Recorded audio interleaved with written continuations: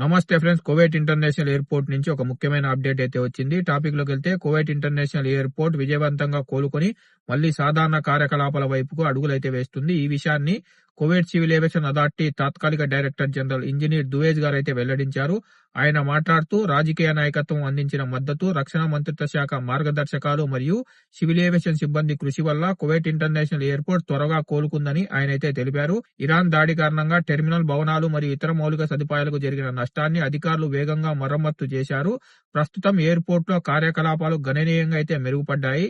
అధికారుల ప్రకారం ప్రస్తుతం రోజుకు 190 విమాన రాకపోకలు కువైట్ ఇంటర్నేషనల్ ఎయిర్పోర్ట్ లో జరుగుతున్నాయి. అలాగే అంతర్జాతీయ ఎయిర్లైన్స్ తిరిగి తమ విమాన సేవలు ప్రారంభించాయి. ఇంకా అలాగే కువైట్ ఇంటర్నేషనల్ ఎయిర్పోర్ట్ లోని ప్రధాన టెర్మినల్ అయిన టెర్మినల్ 1 మరమ్మత్తు పనులు ఇంకా జరుగుతున్నాయి. మరమ్మత్తు పనులు గనక పూర్తయితే మరిన్ని విమాన సర్వీసులు ప్రారంభించే అవకాశం ఉందని దొహేజ్ గారు అయితే తెలిపారు.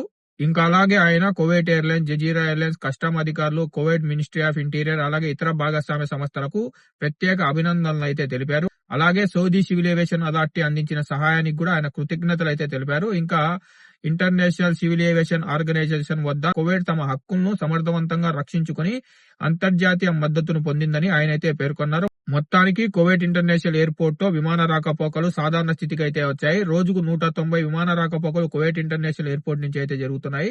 టెర్మినల్ 1 మరమ్మత్తు పనులు పూర్తయితే గనక మన భారతీయ ప్రయాణికులకు మరిన్ని విమాన సర్వీసులు అయితే అందుబాటులోకి అయితే రానున్నాయి.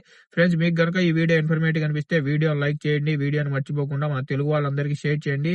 ఇలాంటి గల్ఫ్ మరియు ట్రావెల్ అప్డేట్స్ కోసం మన గల్ఫ్ ఎక్స్పర్ట్ తెలుగు ఛానల్ ని సబ్స్క్రైబ్ చేసుకుని బెల్ బటన్ ఆన్ లో పెట్టుకోండి.